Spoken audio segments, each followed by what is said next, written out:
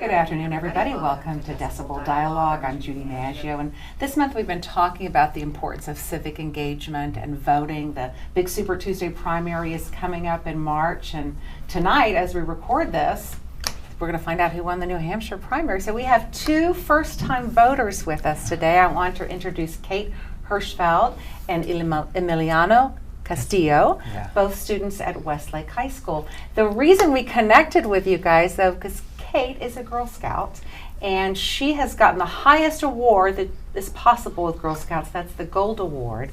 And I want you to first tell everyone about what you did to earn this prestigious award.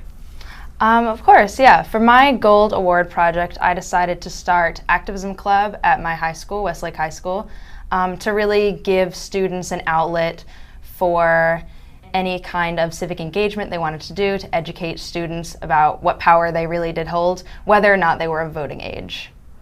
And I guess Emiliano comes into the picture because you are a member of this club, right? Yeah, that's right. I've been friends with Kate for a while now, so when I heard that she was starting this club, I definitely wanted to join in, and now I'm the secretary of the club and I help run it. Tell me about the club activity. So what would be a typical meeting for your club? What kinds of things do you try to do and information do you try to relay? Typically we start off every meeting talking about current events, so what happened this week or this month that students want to talk about. And that's definitely, students really love those discussions, and it can get very lively just about what's going on and sharing sources. We also talk about what's going on in the Austin activism scene. We want to connect youth with activism that's going on in the adult spheres. And the issues they care about, things that resonate with them? Yeah, for sure. Yeah. So, Emiliano, what are some of the issues that you're most interested in? So I've been really interested lately on criminal justice. So then we have undertaken a few, or at least talked about a few criminal justice issues. Like we talked about the conviction of Rodney Reed earlier this year and how all of that played out. So I definitely do feel that we have a chance to sort of explore the issues we like through Activism Club. So Kate, what inspired you to do this particular project for your Girl Scout Gold Award? Were you worried about young people not being engaged enough? Actually, the opposite. I saw a lot of youth engagement, especially over the past few years. And in 2018, with the national walkouts for gun safety, I saw all of this really powerful youth energy, and I was just so inspired. And I wanted to do something in my local community to let that manifest and have youth support each other in this new movement that was happening. So you guys are both registered to vote. Yes. Now, you're both 18. Did that happen through your high school? Was there a big push to get students registered, or was it something that your parents promoted? Or this is, we want to make sure all young people are registered to vote. There are definitely pushes at the high school. There's like voter registration tables, but my parents were also super excited. They're both registered VDRs, and so it was almost who was going to register me to vote, not if I was going to get registered. Yeah, I've been really glad that here in Austin there has been I've seen a real big push to register all young voters. So even at just parades or events around Austin, like I got registered to vote at the Day of the Dead parade last year. So it seems really easy here in Austin. Do you think that the youth vote is going to play a role in the 2020 election? Because I know in 2018, they came out in record numbers, young people did. What do you guys predict for 2020 for folks your age?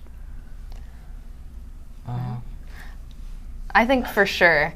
I've definitely seen a lot of energy and a lot of people our age talking about current events, talking about what's been going on with the caucuses, and definitely a lot of interest and a lot of youth engaged. So I think, and I definitely hope, that we'll turn out in huge numbers.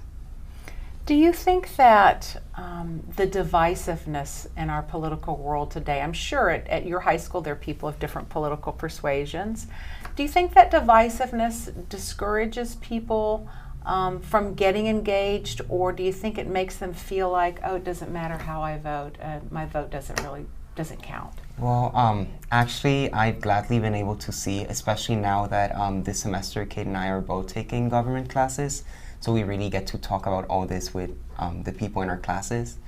I've been glad to see that actually, even if people have different political views, we're sort of wanting to work with each other because we realize that in recent years, since we haven't worked with each other, not much has been able to be done.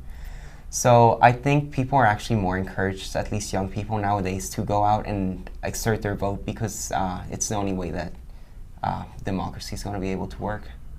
Do you feel that way too?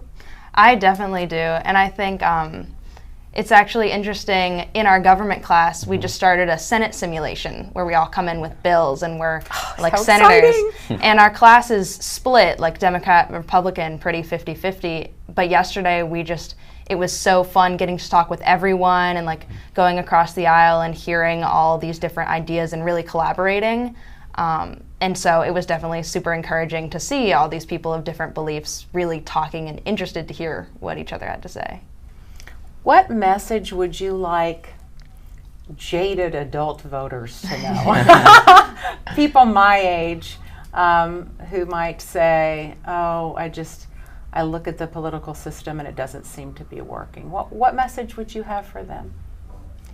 Well, definitely something that I feel maybe is lost as people engage in politics throughout the years is sort of convictions seem to settle and then it's very hard to change one's mind. So I think the best message to give out to maybe older voters would be to keep an open mind and always be willing to hear the other side because there will always be something useful that the other side can teach us. Could you go deliver that on Capitol Hill? What message would you like to give to adult voters who may feel jaded or feel like they're just not even going to bother to vote this time around? Older adult voters, maybe. I'd say definitely don't give up hope for change, because when you become hopeless, that's really when things stop moving at all. And so if you give up the power that you have to make this country and this democracy what you want it to be, then you lose it entirely and it's hard to get back. So just keep going, stay involved, don't just shut it out, even though sometimes it can be overwhelming and tempting to do that. My final question for you, Kate, is Girl Scouts. I think that people see Girl Scouts selling cookies and learning entrepreneurship, but I don't think a lot of people realize the leadership skills that are instilled in the young women who take part in Girl Scouts. Did that help influence you to do some of the activism that you're doing at your school? For sure. Girl Scouts has definitely given me a strong base to be able to be confident in my ability to lead and speak about what I care about. I've been in Girl Scouts since kindergarten, and it's also just given me a really great support network of really strong women who will believe in me and whatever crazy idea I come up with, and will be at my side the whole time. Thank you both, Emiliano and Kate, for shedding light on the youth vote and the importance of young people staying engaged and learning about the issues and making educated votes on issues and people that they believe in. So we really appreciate your time this afternoon, especially since it's on a school day. We'll get you back to class, and if you need an excuse, they were here with us. So thank you so much for coming in today. Thank you so much. And thank you all for sharing a little bit of your afternoon with us. We'll be covering voting and voting rights issues throughout the month of February on Decibel.